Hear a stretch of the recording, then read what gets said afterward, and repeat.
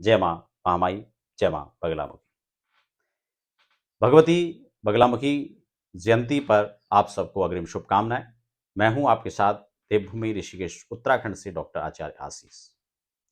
बगलामुखी जयंती इस बार 2026 में किस दिन मनाई जाएगी, क्या पूजा विधि रहेंगी, क्या क्या संकल्प आप इस बगलामुखी जयंती पर पूर्ण कर सकते हैं, इसी पर हम कुछ संक्षिप्त में चर्चा करेंगे। नए दर्शक हैं तो फटाफट चैनल को सब्सक्राइब कर लीजिए, बेल आइकन प्रेस कर लीजिए, क्योंकि यहाँ पर आपको सभी प्रकार की पूजा पाठ से रिलेटेड जानकारियां मिलती हैं। वास्तु, ज्योतिष, अध्यात्म, इन सभी चीजों की आपको मैं समय समय पर जानकारियां देता रहता हूं।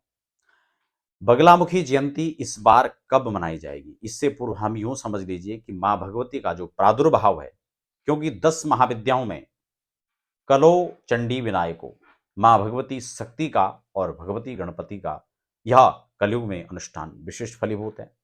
इसीलिए प्रत्येक व्यक्ति को, प्रत्येक किसी भी काम को जब हम शुभारंभ करते हैं तो भगवान गणपति के पूजा से करते हैं, उनकी पूजा सर्वप्रथम की जाती है। साथ ही साथ गणेश अंबिका पूजन के साथ में पराशक्ति भगवती जगदम्बा का कोई भी अनुष्ठान हो, चाहे आप चंडी यज्ञ कर रहे हैं, चाहे बगलामुखी का यज्ञ कर रहे हैं, चाहे पीताम्बरी का, तो पीताम्बरा भगवती का यह 10 महाविद्याओं में अपना स्थान, सप्तम स्थान रखती हैं। और मां भगवती का जो प्रादुर्भाव है वो वैशाख के शुक्ल अष्टमी के दिन होता है, जो कि इस बार आपका 24 अप्रैल 2026 को पड़ रहा है। तो आपको पुनः पुनः बगलामुखी जयंती की अग्रिम शुभकामनाएं।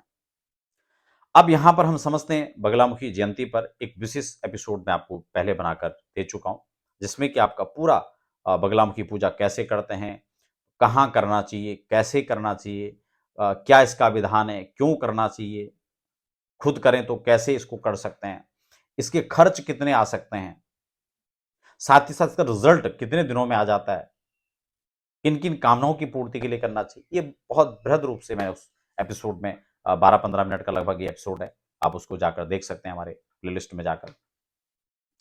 लेकिन भगवती का जो प्रादुर्भाव है ये सौराष्ट्र में हुआ था, जिसे भी गुजरात कहते हैं।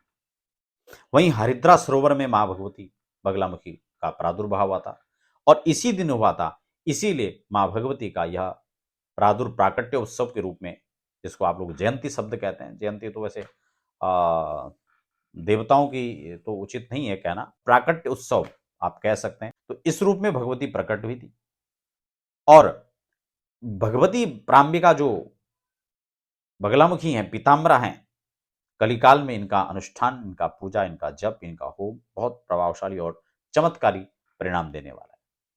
इस बार 24 को पड़ रहा है। भगवती पराशक्ति बगलामुखी का आप कभी भी कोई पूजा पाठ अनुष्ठान करें, वो निश्चित रूप से फलीभूत होती है।